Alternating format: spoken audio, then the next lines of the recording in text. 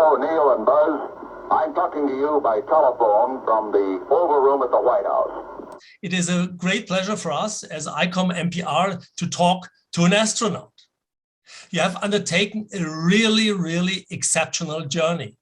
You have been pilot of a space shuttle. That means, in words of a museum man, you have been visited the orbit. Well, first of all, thanks for having me here today. This is an experience that really only a few people will have during their lifetime. What was your personal motivation to apply for this exceptional job? The question for my personal motivation, I am very often asked, and I honestly must admit, I don't know. I only knew that I wanted to do this, but I don't know why, and I don't know what was the driving force behind it. There are many why questions in this world, and museums are there to answer some of those, and they are very important, but there are other why questions which, where it is, in my humble opinion, completely unimportant what the answer is. Why do I becoming an astronaut in the end? I mean, it's not only that you want to become one and you then become one, a little bit more luck is required on its way, but why I had the desire to follow this path, I don't know. I can't tell you. What experience do you have made during this process? Was it rather a technological, scientific one, or was it a social one, or a more emotional experience for you? Looking back at my time working for space, and the 11 days in space, of course, were a not insignificant part of that. All of this comes together. There is, of course, what I call the technological, scientific, operational challenge on one side, and it is sometimes difficult to distinguish between the three of them. So I put them all into one pot. But then there is obviously an emotional side to it, and we all hope that there is a social side to it as well. The European astronauts developed a charter to really put down the values that we share. And one key sentence in there was shape and share. Shaping space, meaning by going into space, by doing things that hopefully it is meaningful to the society, personally satisfying for the individual also, of course, but meaningful for the society. But then the aspect of sharing is of key importance, and that is amongst the results for society, an important social part in my profession.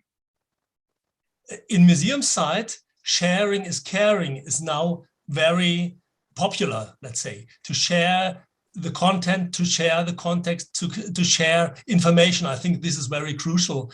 And it's a wonderful bridge between, let's say, the orbit and the museum. And did these experience you expressed to us perhaps have shaped the rest of your life since then?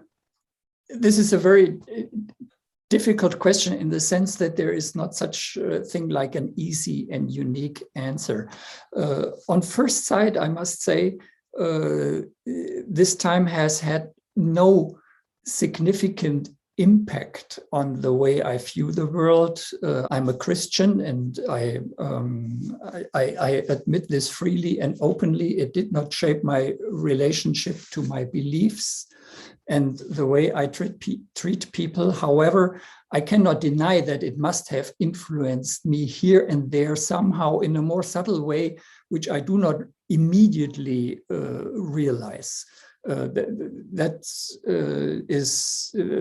goes without saying, but it was not one of these profound moments where you say, this changed my life forever. That would be overdoing it. On the other side, in German, we say Reisen bildet, or if you travel, you learn new things. It means you go out of your comfort zone. You never come back as the very same person, because otherwise you would not have really learned something new. And as T.S. Eliot said it, therefore we must never cease of exploration, and exploring is about learning. And the end of all our exploration will be that we come back to the place where we started from and see it for the first time. For the first time, of course, in the sense that you see it now with a completely different background, with a different view. You say, well, for the first time, I see it how it really is. If I think about what happened on that flight, from that perspective, it was extremely gratifying to see how literally several hundred of people come together, work towards the same goal, and make that happen. What seems to be at the very beginning as barely possible, but it works all of a sudden. So that is from that side very gratifying. But from a more personal, emotional perspective, there are so many moments. I don't want to highlight one as the moment. However, one that comes back again and again is the following situation. We were flying over the Atlantic Ocean. It was night, and we came across Europe at Ireland, and then flew over France.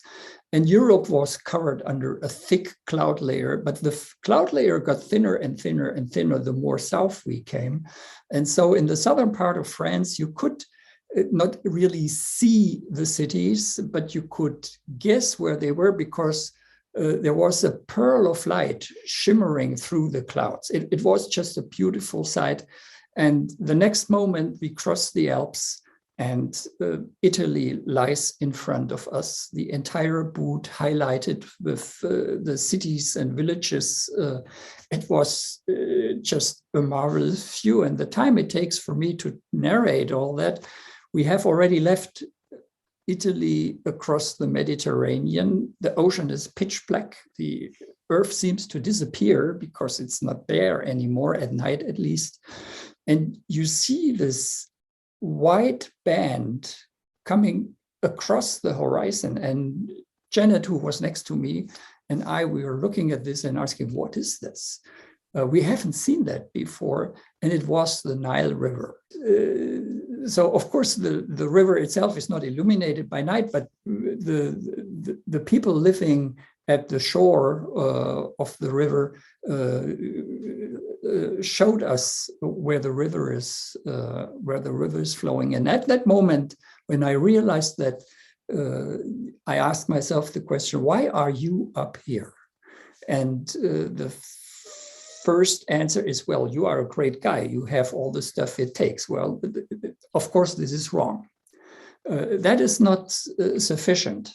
So the next thing was it due to all the Tsiolkovskis, to the engineers, to the Goddards, Van Brauns, who thought about that this would be possible and made it in the end happen.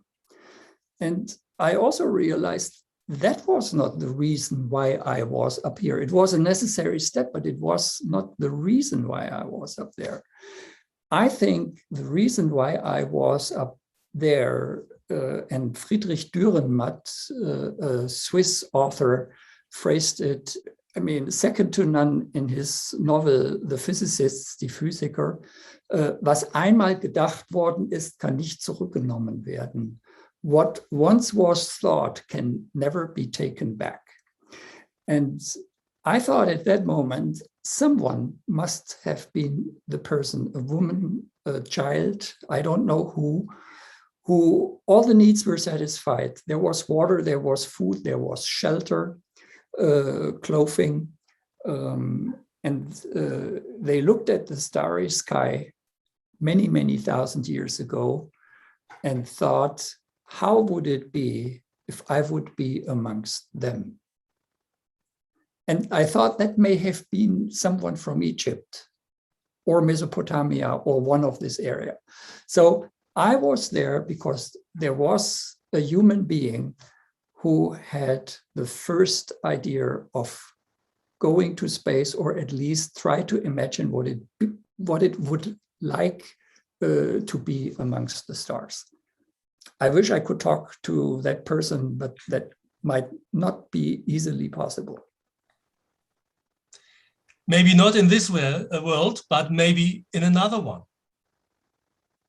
Thank you very much to share your experience, your ideas, your emotional approach to this wonderful journey with us. Thank you very much, Gerhard, for your talk. You're very welcome.